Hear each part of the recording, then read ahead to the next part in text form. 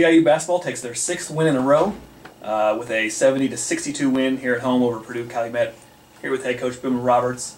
Coach, your team's on a bit of a roll now, so talk about a little bit what you saw out there tonight. Well, we talked in the locker room about good teams find a way to win when they don't have their A games, and we've, for a long time in our program, we have not been able to do that. And we've had our A game for the last couple weeks, I think. Tonight we didn't. Credit to Purdue-Cal. They did some things that really messed us up on the defensive end, especially in the first half. They shot 59% in the first half. You can't win games like that. But we made some adjustments, I think, in the second half down the stretch, and there were a couple things that stood out to how we got the win. But I think it was a great team win for our program. 6 straight, 3 in the league, I think, which is really important to us. This league is as tough as any league in the country, I really believe, top to bottom.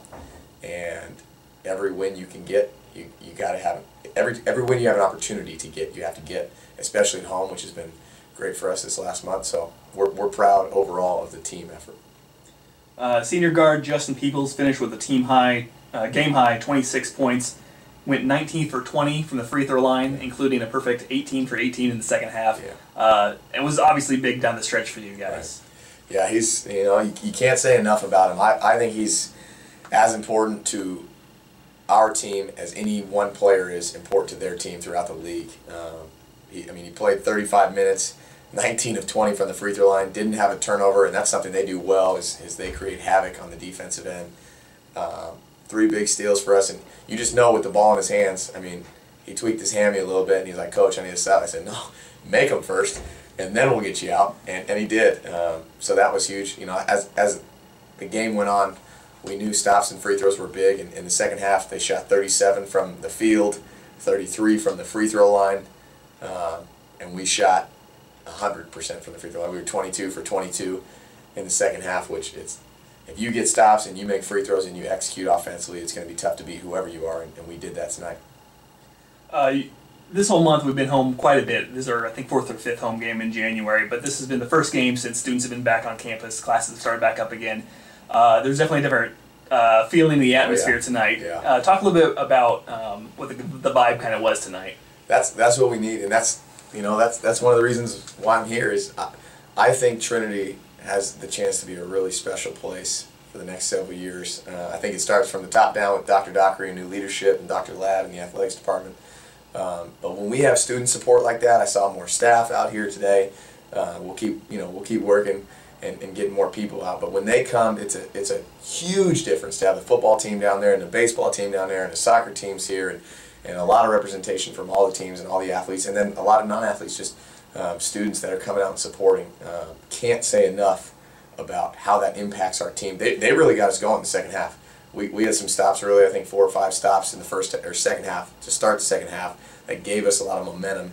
They were, hard to shoot free throws when you got 100 football guys waving in and out, and I cannot say enough, Coach Ware and his staff and Coach Grodelucian and their staff getting their guys here. That was huge for us.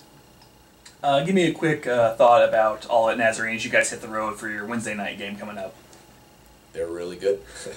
I've talked to several coaches who think they are the best team in the league. St. Francis is 8-0. Obviously, right now you got to consider them right there, and Stritch and Rob Moore. You go down the line, but they're big, they're physical, they're really tough to beat at home. They run their stuff over and over. They're very well coached, and to go on the road and to compete with them is something that will be very difficult to do. I think this helps us because our guys know that we can win, even not playing great. And if we do what we need to do as a team, we're different than all of them. We're different than Purdue-Cal. We're different than Robert Morris. If we perform at the level that we can, and we stick to our strengths and we minimize our weaknesses, which every team has to do, but if we do that, we've shown that we can play with anybody in the league. So while we have tremendous respect for them, all of that, we're going down there believing that we can win the game, and hopefully our guys will be ready to go, because if we're not, they've blitzed a few teams, and I really respect the level of play that they're playing at. But we've won 6 straight. We're right there with anybody in terms of how we played over this last month. I love our senior leadership. I thought Sam was great tonight. Statistically, he wasn't, but he was so versatile. I thought DC, energy-wise, was great. He guarded like crazy again. You know, you go down the way. Nate Ball was huge. James Glass was great. Dylan Watzek had a huge play. So our guys have no fear when it comes to whoever we play. Let's tip it up. Let's play for 40. We'll try to be the tougher team, and if we are, we got a chance to beat anybody. All right, Coach, congrats on the win. Good luck against the Tigers on Wednesday. Thanks, Greg.